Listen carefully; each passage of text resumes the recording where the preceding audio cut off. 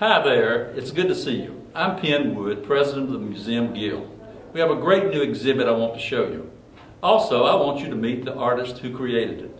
Come on, let's go. Well, here we are. You're about to enter an exhibit that's as creative and entertaining as any we've ever had here at the museum. It's a collection of 30 miniature rooms designed and built by Meredith Slane Michener, one of High Point's own.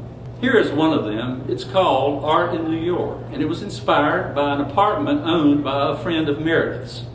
She was an avid collector, particularly of old master prints, meaning etchings, lithographs, engravings, and woodcuts, and aquatints done by masters like Rembrandt, Durer, Picasso, and so on. The small prints you see on the walls of the room represent part of her collection. The furniture and fixtures are about what you'd find in any Upper East Side New York apartment. Now let's go into the main part of the exhibit where the remainder of the collection is housed and where you can meet its creator. Hello, Meredith. Your collection looks great in this beautiful setting. Aren't you pleased? Oh, I am. I'm more than pleased. It's even better than I'd hoped. Everyone involved did such a wonderful job. Let me ask, how in the world did you get these done and how long did it take? You know, I've done a few miniature rooms myself and I know the level of work involved. Well, Penn, I started my first room in 1990 and I worked about 15 years on this group. My guess, it took anywhere from 4 to 10 months to finish one. It takes a lot of concentration, doesn't it? I tell you, when I really got into doing one of these rooms, I was literally a hermit. I refused social invitations and I sometimes refused to answer the telephone. I was an addict. Let's look at some of these rooms and tell me what motivated you to do them. The next room we'll visit is called C'est si bon. This is a good one to start with, not only because it was an early one, but also it's a miniature representation of a room in High Point. Actually, it's a room in the house in which I grew up. It is remarkable for the very fine pieces that furnish the interior. They came from a miniature show in Philadelphia and were sold by a couple of artisans who called their business Le Chateau. Especially to be noted are the flip-top table made by a French cabinet maker who was called Herbillon. Plus, I love the silver and porcelain above it. I love the embroidered sofa and the card table and chairs. All are pieces I'm proud to have in this room. Meredith, I know you've been very active in the arts, and you've designed ecclesiastical needlepoint cushions for your chapel that won the top award against 1,700 international entries. But what got you started doing miniature rooms? Well, this is a kind of an amusing story. Living in Florida as we do part of the year, when I could come back to High Point and visit my grandchildren, they would cry because they thought I was the new babysitter. So I devised a togetherness project. I bought a kit to build a dollhouse. We all worked on it, 10 grandchildren along with some of their parents. And it provided many happy hours, and it still is in my house. Well, this opened the door to an overwhelming hobby, the designing and building miniatures. I couldn't finish one before I was on to another one. That brings up a question that's interesting to me. Since dollhouses are miniatures, what's the difference? Well, a dollhouse is a toy, and it's meant to be played with, and it has no requirement to be done in any precise scale. Whereas a miniature room must have everything, inside and out, in an exact scale, and is expected to be enjoyed visually and aesthetically. I like to say to my golfing buddies, I won't call your golf game a putt-putt if you won't call my miniatures a dollhouse. I get it. Let's look at another miniature and hear the story about it. Okay, here's one called the 19th Hole. My second husband was a champion, senior amateur golf champion. So the reason for doing this is rather obvious.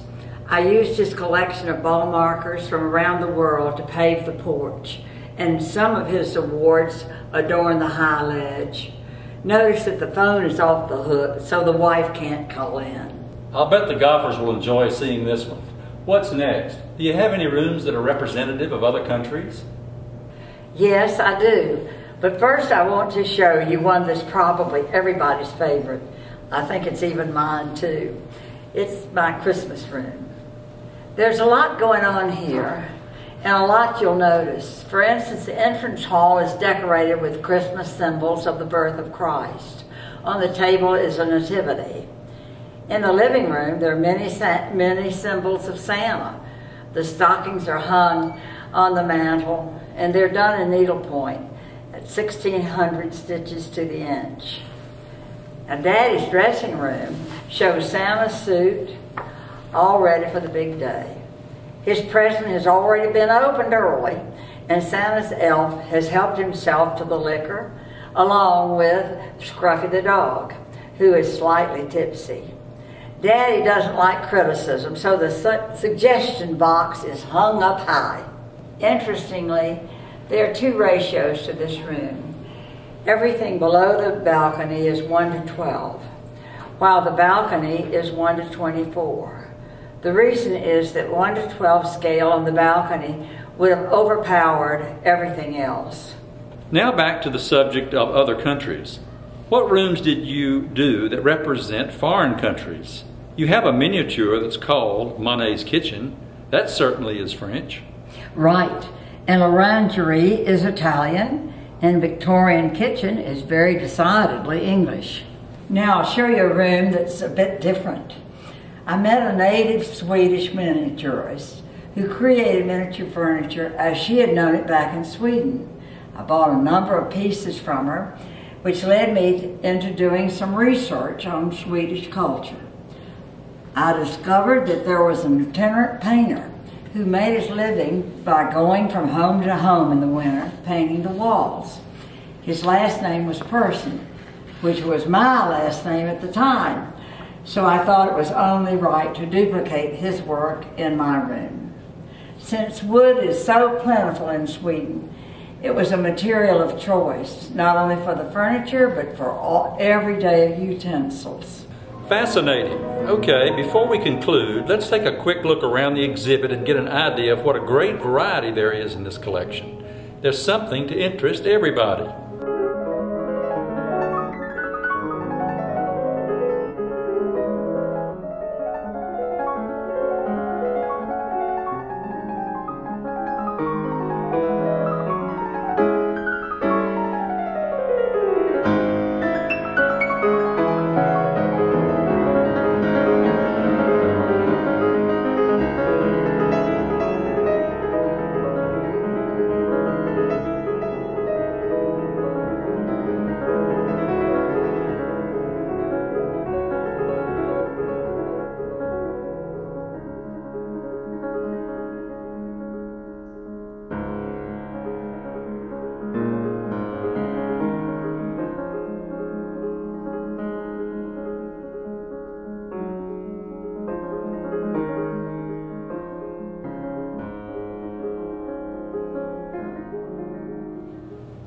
Meredith, this surely is the most entertaining collection. You certainly are multi-talented, and the City of High Point is grateful that you decided to donate these treasures to the museum. I'm so happy I could do it. And you can thank Mayor Smothers for the collection being here. I was considering giving it to a museum in Florida when Becky said to me, "Why don't you donate your miniature rooms here?" And I said yes immediately, because I love the fact that they will be in my hometown. And we're glad you did. The people of the Triad will enjoy them for years to come. Folks, I know you and your family will have a great time visiting the museum. We are located at 1859 East Lexington Avenue in High Point, and you're always welcome. Thank you for being with us today.